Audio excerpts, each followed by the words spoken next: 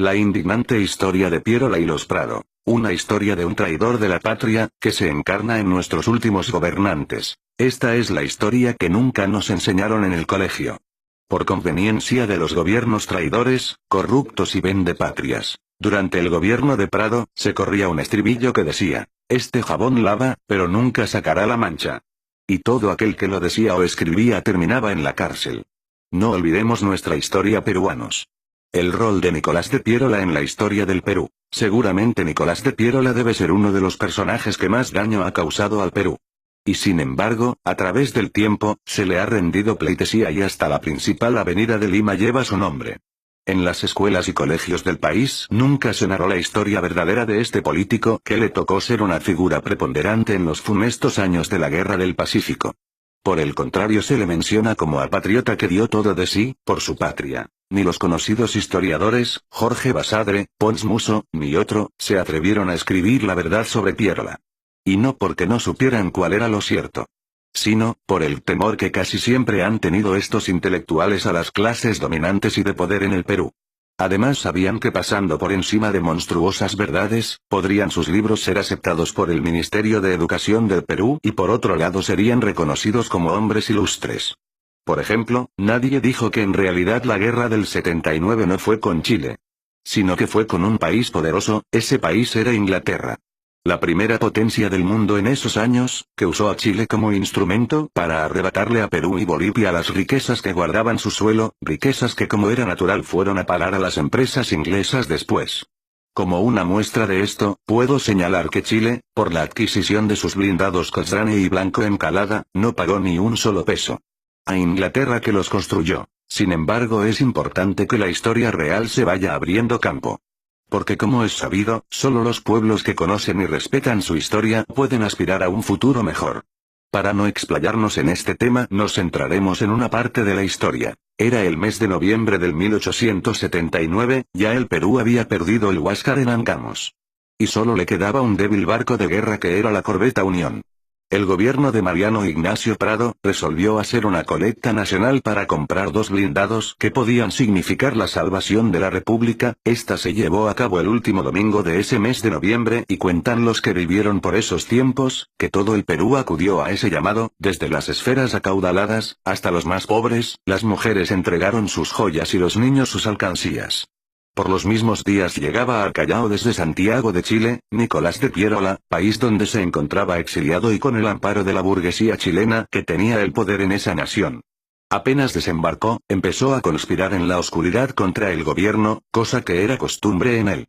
Porque este fue el eterno rebotoso, que hizo subleves y montoneras, en esencia a favor de Chile, que siempre fueron derrotadas, por el gobierno de turno. El 18 de diciembre del mismo año, el presidente Prado a escondidas, se embarca en el Callao, en un vapor que iba a Panamá, llevándose el producto de la colecta, que el pueblo peruano hizo para comprar 2 barcos blindados. Cuando llegó a Guayaquil, renunció a su cargo y se fue a París, de donde jamás volvió y fue un hombre acaudalado en la ciudad luz. Esta indignante traición apenas si se cuenta en la historia oficial del Perú. Mariano Ignacio Prado no volvió, pero años más tarde, sí volvió su hijo Manuel Prado Ugarteche. Y aunque parezca increíble, el pueblo peruano lo eligió 2 veces presidente. Es cierto que la amnesia de los pueblos no puede tener límite. Y su familia en el país, fue poderosa y acaudalada. Ostentando lujos y osadía y todo eso con el dinero de hombres y mujeres, de niños y ancianos que se desprendieron de lo que tenían, porque pensaron que así se salvaría la patria. La huida de Prado, significó el momento preciso que buscaba Pierola para hacerse del poder y así, al frente de una montonera, entró en Lima, para derrocar al gobierno que estaba a cargo del vicepresidente, General Lapuerta. Hombre entrado en años y de poco carácter, que no opuso mayor resistencia. Además las tropas acantonadas en Lima, a través de sus jefes anunciaron que no se batirían contra peruanos en un momento tan difícil para el Perú. Por lo que aceptaban el gobierno de Pierola, para no causar más males a la nación. Apenas Pierola tomó las riendas del país, empezó un monstruoso plan contra su propio país, el Perú. Este hombre conocido como vanidoso, engreído y egocentrista, comenzó a dar los pasos para hundir a nuestro Perú. Está claro que todo lo que hizo, fue cumpliendo consignas de sus amos chilenos, de quien él fue, siempre un especial huésped. Lo primero que hizo, fue cortar todo apoyo y abastecimiento al ejército del sur, acantonado en Tacna. Sitio donde se llevaría la segunda etapa de la guerra con Chile. Al mando del ejército del sur o de Tacna, como también se le llamaba, estaba el contraalmirante Lizardo Montero, hombre que había combatido y derrotado a Pierola años antes en uno de los muchos levantamientos que éste inició. Por lo tanto lo tenía como enemigo político y sentía celos de él, porque si tenía éxito en la campaña del sur, podría ser bien visto por el pueblo peruano, y podría arrebatarle la presidencia. Pensando así, de esa forma tan mezquina, condenó a estas fuerzas peruanas al más absoluto abandono, en momentos en que se jugaba el destino del país. El pueblo limeño al notar esta actitud, por demás reprochable del dictador, salió a las calles en ruidosas manifestaciones, pidiendo que se envíe socorro a los defensores del sur, que sufrían por escasez de alimentos, armas, municiones, ropa y los refuerzos necesarios para enfrentar al fuerte y numeroso ejército chileno que empezaba a desembarcar en Hilo, en ese tiempo llamado Pacocha. En Lima había en ese momento 2 divisiones de 8.000 soldados cada una, que había formado el general Lacotera, por orden del gobierno anterior y que permanecían inmóviles en sus cuarteles. Pierola, para callar las protestas, ordenó enviar un cargamento secreto hacia Arica en la corbeta Unión, así fueron embarcadas con mucha fanfarrea y teatro un cargamento, en el que se suponía iba la salvación del ejército del sur. La misión era muy difícil, porque el puerto de Arica estaba bloqueado por la escuadra chilena. Manuel Villavicencio, marino hábil e inteligente, fue el encargado de llevar a la Unión a su destino. Corrían los últimos días del mes de febrero de 1880. La Unión se acercó al puerto de Arica en la madrugada del 26 de ese mes, y empleando buenos movimientos pasó en la oscuridad entre los buques chilenos, y ancló en el muelle del puerto peruano e inmediatamente inició la labor de descarga, sin ocuparse de contestar al cañoneo de la flota del país del sur. El Huáscar, que ya estaba al servicio de la escuadra chilena, intentó espolonear a la Unión. Pero un certero cañonazo de una batería de tierra paró esa intención y además, causó la muerte de su comandante, de apellido Thompson. A las 4 de la tarde, la faena había terminado, y sin perder tiempo y aun cuando el sol no se perdía en el horizonte, la Unión, con una hábil maniobra logra romper el cerco de la poderosa escuadra chilena, en medio de las hurras peruanas del muelle, del asombro de los marinos chilenos y el aplauso y admiración de los barcos neutrales, que en señal de saludo lanzaron al aire sus sirenas. La Unión llegó al Callao, sana y salva. Pasada la euforía, los peruanos en Arica comenzaron a desempacar el cargamento que vino en cajas cerradas, y se dieron con la triste sorpresa de que solo les habían enviado montones de tela blanca y 2 ametralladoras malogradas e inservibles. Pierola se había burlado de ellos y del pueblo peruano en la forma más cruel que se le pudo ocurrir. Este hecho, que había levantado la moral peruana en un principio, significó un terrible golpe al ánimo de los defensores del Perú. Respecto a esto, el historiador chileno Vicuña Maquena dice: este hecho trajo desazón en los espíritus entre la oficialidad y tropas peruanas. Ahora sabían los peruanos del ejército del sur, que estaban abandonados a su suerte y que no recibirían nada de su propio gobierno. Pierola estaba cumpliendo su cometido: facilitar la derrota del Perú. En este escenario, se dio la batalla de Tacna, o del Alto de la Alianza. Los chilenos avanzaron desde el norte con 18.000 soldados y 1.200 jinetes de caballería, con numerosa artillería manejada magistralmente por los artilleros ingleses. Los peruanos, que estaban aliados con Bolivia, opusieron 6.500 peruanos y 3.000 bolivianos. Sin caballería y con 12 piezas de artillería. El llamado ejército de Arequipa, que había salido de Arequipa hacía 2 meses antes, al mando del coronel Leiva, con 2.000 soldados, para unirse al ejército de Tacna, jamás llegó. Avanzó tan lentamente que el día 26 de mayo, día de la batalla, se encontraba en Mirave, a 130 kilómetros de Tacna, de donde regresó a Arequipa. Naturalmente este mal coronel no llegó a su destino por órdenes de Pierola, que era su amigo y coterráneo.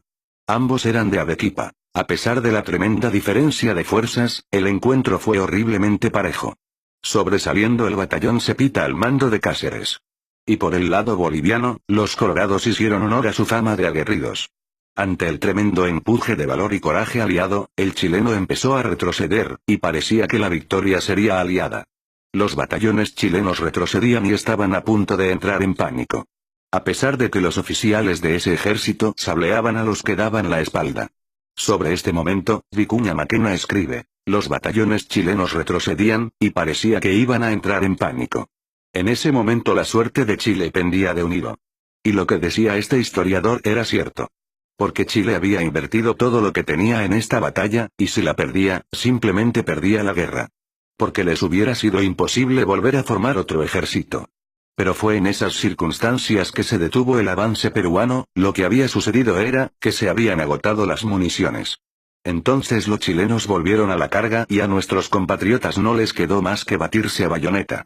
Se perdió la batalla de Tacna, y con ello la oportunidad de salvar a la nación. Todo por la traición, de un cucufato que se creía a Dios, que servía al enemigo, Chile.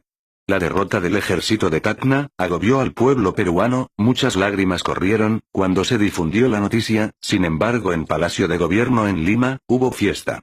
El 28 de mayo de ese mismo año, 2 días después de la batalla, se publicó en el diario oficial del gobierno de Pierola, llamado La Patria. Un editorial que empezaba con las siguientes palabras. Hace 2 días atrás fue destruido en Tacna, el último reducto del corrupto régimen anterior. Se refería a los mártires del Alto de la Alianza. Que todo el Perú lloraba. A ese punto llegó la insanía mental de este dictador al servicio de Chile. En el peor momento de la historia del Perú, pasaron los meses y el ejército invasor comenzó a desembarcar en las cercanías de Lima. Todos los militares conocedores de su oficio le recomendaban salir al encuentro de esas tropas chilenas que estaban desembarcando para batirlas por separado, impidiendo que puedan concentrarse. El diario El Comercio, en sus artículos y editoriales también exigía eso. Sin embargo Pierola, reacio a todo consejo, permaneció inmóvil permitiendo que los chilenos tranquilamente desembarcaran y se trasladaran a Lurín. En el fondo no quería delegar a nadie el mando del ejército. Tampoco quería dejar Palacio de Gobierno. Por eso decidió esperar al ejército de Chile, en las puertas de Lima. Así llegó el 13 de enero de 1881, en San Juan, se dio el primer encuentro del compacto ejército chileno apoyado por su escuadra, contra un ejército peruano totalmente mal dirigido por un miserable traidor, como era Pierola. Naturalmente el resultado no pudo ser bueno para los peruanos. Que tuvieron que retroceder hacia la segunda línea colocada en Miraflores. Terminada la batalla de San Juan, la soldadesca chilena se desbandó y comenzaron a saquear las residencias de Chorrillos y cercanías. Donde había muchas bodegas de vinos y otros licores. Productos que los soldados mapuchinos comenzaron a beber en forma desenfrenada, mientras le prendían fuego al pueblo. Preocupado el general Baquedano, comandante en jefe del ejército chileno, le pidió una tregua a Pierola, cosa que éste aceptó inmediatamente. Naturalmente que tenía que ser así, Pierola no podía permitir una debacle del ejército chileno. En la noche mientras el fuego consumía las casas y residencias y los chilenos se mataban entre sí, y otros dormían en las calles o deambulaban totalmente embriagados por el alcohol.